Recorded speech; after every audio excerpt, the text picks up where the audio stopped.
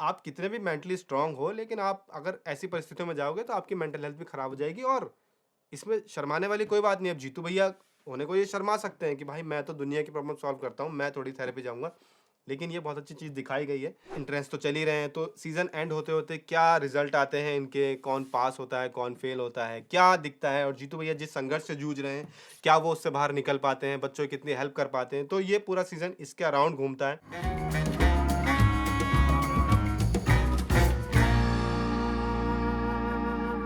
जय दोस्तों, मेरा नाम है राजेश और आप देख नहीं, नहीं, नहीं, नहीं, नहीं, नहीं, ये कोटा फैक्ट्री का रिव्यू है। अब जीतू भैया वहाँ पे सर हैं, वो आईआईटी की कोचिंग कराते हैं, हम भी तो यूपीएससी कोचिंग चला रहे हैं।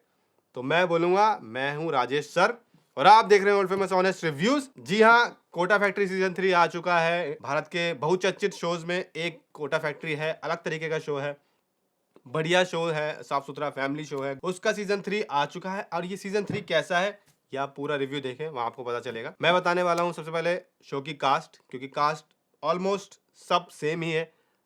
आपको सीज़न 1, सीज़न 2 देखना पड़ेगा, उसके बाद ही आप सीज़न 3 समझ पाएँगे। शो के लीड रोल में है जितेंद्र कुमार, हम सबके प्यारे जीतू भैया, जो कैरेक्टर प्ले कर रहे हैं जीतू भैया। वो आईआईटी कोचिंग देते हैं बच्चों को, बहुत फेमस है, बच्चे बहुत प्यार करते हैं। कोटा में ये कहानी बेस्ड है।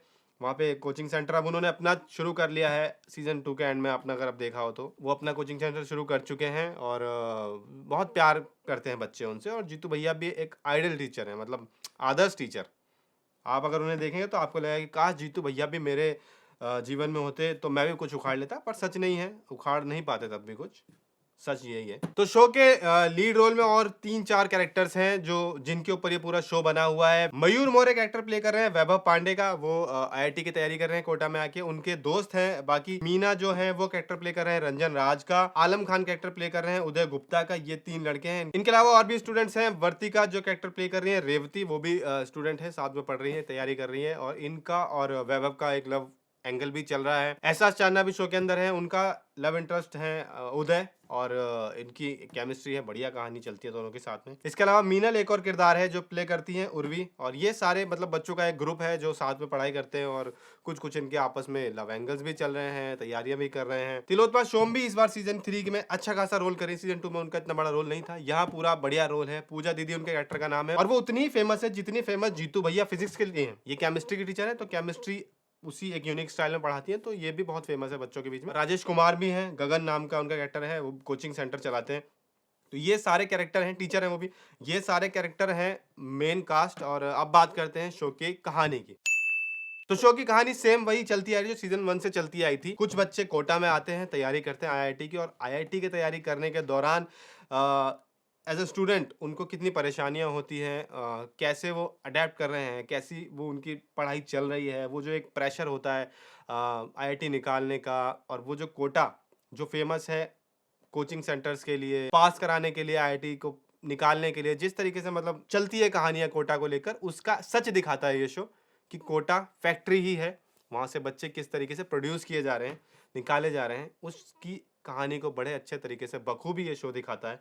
तो कहानी वहीं से शुरू होती है सीज़न 2 में, जहाँ पे ख़त्म हुई थी। किसी बच्चे ने एक सुसाइड किया था, जीतू भैया जिसको जानते थे, और उसके बाद जीतू भैया चले जाते हैं डिप्रेशन में। वो भाग गए हैं, गायब हो गए हैं, सब लोग ढूंढ रहे हैं जीतू भैया कहाँ गए, क्योंकि बच्चों को जीतू भैया चाहिए। और जीतू भैया उस डिप्रेशन में जा चुके हैं जहाँ पे उन्होंने कोचिंग छोड़ दी है, अकेले रहना शुरू कर दिया है, सिगरेटें पीने शुरू कर दिया है, और अलग हो गए हैं वो दीन दुनिया से। और बच्चों में जीतू भैया की कमी महसूस हो रही है, उन्हें समझ नहीं आ रहा कि जीतू भैया के बिना कैसे होगा। कोचिंग सेंटर पे लोन लिया था उन्होंने, पैसा लेकर दोस्त से वो खोला था, तो वो पैसे का भी एक एंगल चल रहा है कि क्या होगा, कैसे होगा।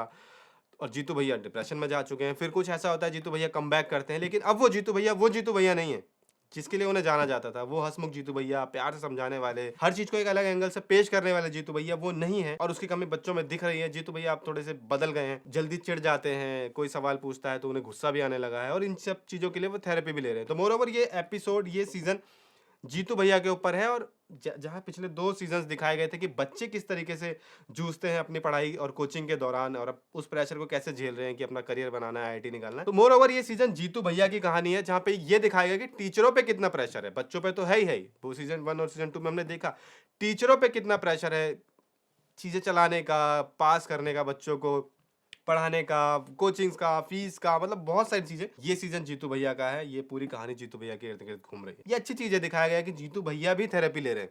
तो एक बड़ा सोचने वाली बात है ना कि जीतू भैया दुनिया के लिए थेरेपी थे। बच्चे जिनके पास आते थे अपनी परेशानियों को लेकर, और जीतू भैया मिनटों में अपनी बातों से उन्हें सॉल्व कर देते थे, उन्हें मोटिवेट कर देते थे, और अब वो हालात आ चुके हैं कि जीतू भैया को थेरेपी लेने जाना पड़ रहा है। तो कहीं न कहीं बहुत अच्छी चीज़ दिखाता है कि आप कितने भी मेंटली स्ट्रांग हो, लेकिन आप अगर ऐसी परिस्थितियों में जाओगे तो आपकी मेंटल हेल्थ भी खराब हो जाएगी, और इसमें शर्माने वाली कोई बात नहीं है। अब जीतू भैया होने को ये शर्मा सकते हैं कि भाई मैं तो दुनिया की प्रॉब्लम सॉल्व करता हूँ, मैं थोड़ी थेरेपी जाऊँगा। लेकिन ये बहुत अच्छी चीज़ दिखाई गई है। एक जागरूकता फैलाने वाली चीज़ है कि आप जाएँ और जाकर हेल्प लें। जो एक्सपर्ट्स हैं, उनकी हेल्प लें।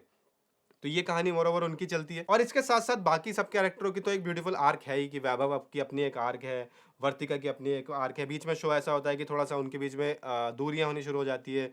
जब क्योंकि वर्तिका पढ़ाई में उतनी अच्छी नहीं है जितना वैभव है, तो वो जाकर उससे हेल्प माँगती है, तो वैभव थोड़ा उसको ऐसे ट्रीट करता है। ऐसा उसको लगता है कि ये मुझे थोड़ा-सा नीचे दिखाने की कोशिश कर रहा है कि वो सवाल कर रही है तो वो हँस रहा है पहले, फिर तेरे को ये नहीं आता। मीना की अपनी परेशानियाँ हैं, उनके गाँव में अकाल आ गया है, बहुत परेशानियाँ हैं, तो सब लोग उनकी हेल्प करने की कोशिश कर रहे हैं, लेकिन मीना का सेल्फ रिस्पेक्ट बीच में आ रहा है, वो पैसा नहीं लेना चाहता। तो ये सब कहानियाँ चल रही है आस-पास भी। ओवरऑल बड़ी आर्क में ये चल रहा है कि जीतू भैया परेशान हैं। इंटरेस्ट तो चल ही रहे हैं, तो सीज़न एंड होते-होते क्या रिज़ल्ट आते हैं इनके, कौन पास होता है, कौन फेल होता है, क्या दिखता है, और जीतू भैया जिस संघर्ष से जूझ रहे हैं, क्या वो उससे बाहर निकल पाते हैं, बच्चों की कितनी हेल्प कर पाते हैं। तो ये पूरा सीज़न इसके अराउंड घूमता है। कोटा फैक्ट्री खुद में एक शानदार शो है, अलग तरीके का शो है, ब्लैक एंड व्हाइट शो है, इंडिया का पहला, और दिखाता है कि किस तरीके से जब तक आपके जीवन में कुछ अच्छा नहीं हो जाता, आपको लगता नहीं कि आपने अचीव कर लिया, आप बड़े बन गए हैं, दुनिया की नज़र में जब कहा जाता है कि आप सक्सेसफुल हो गए, तब तक जीवन कितना कलरहीन होता है, ब्लैक एंड व्हाइट होता है। तो उसको मुझे लगता है इस थॉट को रख के ये पूरा शो बनाया गया है, और इस बार भी ये थॉट प्रॉपर जहाँ हिट होना चाहिए वहाँ हिट होता है, और बढ़िया चलता है, अच्छा शो है। एंड होते-होते पेस भी पकड़ लेता है, तो जहाँ पे शो खत्म होगा वहाँ पे तो आपको और ही लगेगा कि यार ये क्या ही हो गया। तो मैं एक्साइटमेंट क्रिएट कर रहा हूँ आपकी, ताकि आप पूरा शो देखें, क्योंकि शुरुआत के सेकंड, थर्ड ये एपिसोड थोड़े से आपको खिंचे हुए लग सकते हैं, तो आप वहाँ बिल्कुल ना छोड़ना, थोड़ा-सा देख लेना, 0.5 लगा के देख लेना, 1.5 लगा के देख लेना, आगे निकाल लेना, क्योंकि जहाँ पे शो खत्म होगा बहुत हाई पॉइंट पे शो खत्म होगा, और बहुत ही चौंका देने वाला होगा दोस्तों। तो बाकी ये था मेरा कोटा फैक्ट्री का रिव्यू। मुझे नहीं लगता इस शो के अंदर कोई कमी है। एक ज़रूरी शो है, बढ़िया शो है, और बच्चों के लिए ऐसे शो कहाँ ही बनते हैं यार, जहाँ पे आप अपनी परेशानियों को देख के बच्चों को ही हल्का फ़ील होता होगा, यार हाँ, मैं लेता हूँ इस चीज़ की टेंशन। बिल्कुल सही बात है। मैं फ खामख़ा लेता हूँ इस चीज़ की टेंशन, और जीतू भैया ने बहुत मोटिवेशन दी है बच्चों को। उनकी बातों से बहुत सारे मोटिवेट हुए हैं बच्चे। आई होप हुए हैं, कि मुझे लगता है जिस तरीके से उन्होंने बातें करी है, एक अच्छा शो है, बढ़िया शो है, शानदार राइटिंग है, टीवीएफ क्रिएशन है, कोई कमी इस शो के अंदर है नहीं। अगेन एक्टर्स ने तगड़ा काम किया है, जीतू भैया तो हमेशा करते ही हैं, वैभव ने एक तो बहुत बढ़िया मोनोलॉग दिया है, ऑलमोस्ट 1.5-2 मिनट का मोनोलॉग है, और क्या शानदार, मतलब टीवीएफ ही बना पाता है यार अच्छे शोज़। देश में बढ़िया शोज़ बैक टू बैक जिनके स्टैंडर्ड बने हुए हैं, वो टीवीएफ के ही शो हैं मुझे लगता है। उसके अलावा सारे शो इधर कहीं न कहीं हो जाते हैं। तो बाकी आप ये शो देखें, बिल्कुल देखें। अगर आपने सीज़न 1, सीज़न 2 देखे हैं तो थर्ड ज़रूर देखें, और नहीं देखे तो तीनों साथ में देखें। अच्छा शो है, बढ़िया शो है, ज़रूरी शो है। और आपने अगर देख लिया तो आपका रिव्यू क्या है, आप कमेंट बॉक्स में बता सकते हैं अपनी राय। मैं पढ़ रहा हूँ दोस्तों, मैं सबके कमेंट्स पढ़ रहा हूँ, और मुझे बहुत अच्छा लग रहा है कि आप लोग इतना सपोर्ट कर रहे हैं। तो ये सपोर्ट बनाए रखें दोस्तों, और कमेंट्स में अपनी राय लिखें, नहीं तो हाय लिखें, बस कुछ तो लिख दें। अच्छा लगता है पढ़ के। बाकी आपका समय कैसा भी चल रहा हो, कोई फ़र्क नहीं पड़ता, क्योंकि मैं लेके आ गया हूँ आपके पास पेबल ब्रावो वॉच। तगड़ी वॉच है भाई, देखो बढ़िया एकदम, बैटरी लाइफ बहुत अच्छी है इसकी। ये रहा लिंक, डिस्क्रिप्शन में वहीं मिल जाएगा, और खरीदने के लिए बाकी चीज़ें भी सॉर्ट हो जाएगी, यहाँ से ले लो। बढ़िया वॉच है, सुंदर वॉच है। मैं पहन के भी दिखा देता हूँ, लोग बाहर निकाल के ही दिखा देता हूँ तुम्हें। सॉलिड है भाई।